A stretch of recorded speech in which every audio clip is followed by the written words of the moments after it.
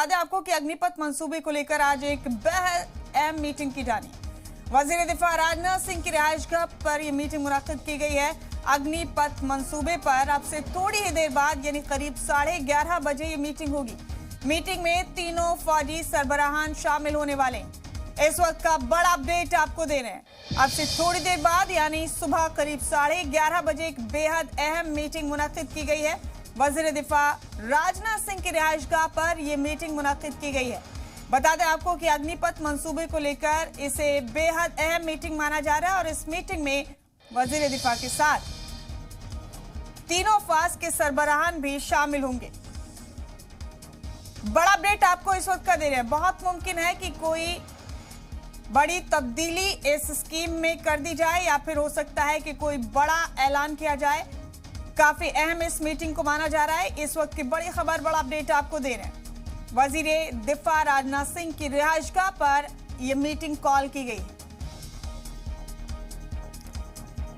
तीनों फास के सरबराहान इस मीटिंग में शामिल होंगे। हमारे नुमाइंदे शुएब रजा बराह रास्त इस अहम खबर पर हमारे साथ बने हुए हैं।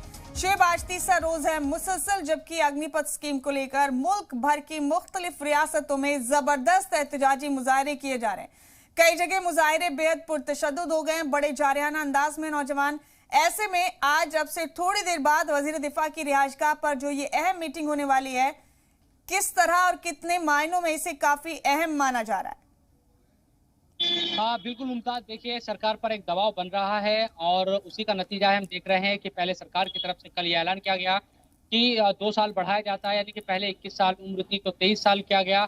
आज गृह मंत्रालय की तरफ से फैसला लिया गया कि कैप्स और असम जो राइफल्स है उनमें जब ये अग्निपथ योजना के तहत कोई भी अग्निवीर 4 साल तक सेवा करने के बाद निकलेगा तो असम राइफल्स में भी 10% तक आरक्षण दिया जाएगा, रिजर्वेशन दिया जाएगा। ये ऐलान किया गया गृह मंत्रालय की तरफ से। हालांकि जो छात्र यह कहे कि जो लड़के सड़कों पर उतरे हुए हैं वो ये मुतालबा करते रहे हैं कि इस तरह से कोशिश की जाए सरकार की तरफ से कि परमानेंट नौकरी हो। ये तमाम बातें उनकी तरफ से कही जाती रही है, कोई पेंशन हो, कोई रैंक हो, ये तमाम मुतालबात उनकी तरफ से होते रहे हैं। इन्हीं तमाम सिचुएशन को देखते हुए आज जो रक्षा मंत्री है राजनाथ सिंह, उनके रिहायशगाह पर कुछ देर के बाद एक मीटिंग होने वाली है जिसमें तीनों जो फौज है उनके सरबराह भी शामिल होंगे। इस पूरे मामले पर डिस्कस किया जाएगा कि दरअसल इसका हल कैसे निकाला जा सकता है।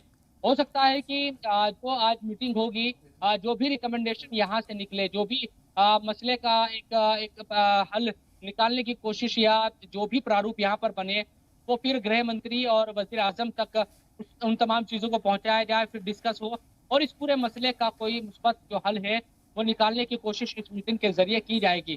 कुल मिलाकर कहा जा सकता है कि पिछले 3 दिनों से जिस तरह से हम देख रहे हैं कि मुल्क के अलग अलग हिस्सों से रेल के चलाने की खबरें आ रही है, बसों को जलाने की खबरें, सरकारी जो संपत्तियां है, प्रॉपर्टीज है हुकूमती, उनको तोड़ने की, उनको जलाने की खबरें आ रही है। यकीनन वो अच्छी नहीं है।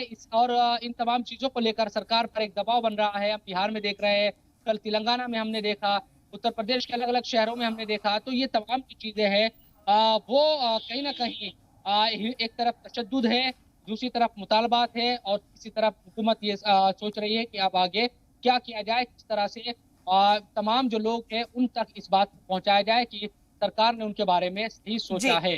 तो ये तमाम चीजों के इर्द गिर्द पिछले 3 दिन से हम देख रहे हैं कि बातें हो रही है। अपोजिशन सरकार से कह रहा है, कांग्रेस ने कल प्रेस कॉन्फ्रेंस की, आरएलडी हो, दूसरी जो सियासी जमातें हैं वो कह रही है कि इस योजना को फौरी तौर पर वापस लिया जाए और कोई एक ठोस योजना लाई जाए या जो परमानेंट नौकरी फौज की है वो निकाली जाए। तो ये तमाम जो चीजें हैं वो चल रही, देखना यही होगा कि आज जो मीटिंग है उसमें किस तरह के फैसले लिए जाते हैं। मुमताज, शुएब, आपने ठीक कहा कि गुज़िश्ता रोज ही वजीर दिफा ने अपील भी की थी नौजवानों से कि वो अमन बनाए रखें। उन्होंने फायदे भी बताए थे इस स्कीम के और कहा था कि अगले 2 से 4 रोज में इस स्कीम पर अमल आवरी शुरू हो जाएगी, भर्ती का अमल शुरू हो जाएगा। लेकिन कल से लेकर अब तक तस्वीर मजीद खराब हुई है शुएब, और यही वजह है कि जनरल मनोज पांडे फौजी सरबराह की अपील के बाद भी, वजीर दिफा की अपील के बाद भी और तमाम तरह की दलाइल देने के बाद भी हालात जब काबू में नहीं आए, तो ये जो मीटिंग अब मुनक्किद की गई है वजीर दिफा की क़यादत में उनकी रिहायशगाह पर, जाहिर सी बात है कोई बड़ा फैसला या बड़ी तब्दीली की जा सकती है शुएब। देखिए जब से मोदी हुकूमत आई है पिछले 8 सालों में, दूसरी बार मोदी सरकार 2019 में बनी, मुझे जो चीज़ें याद आती है, तीसरी बार सरकार सबसे बड़ी कोई फैसला सरकार ने लिया और फिर उसकी जो मुखालफत इतने बड़े पैमाने पर शुरू हुई है।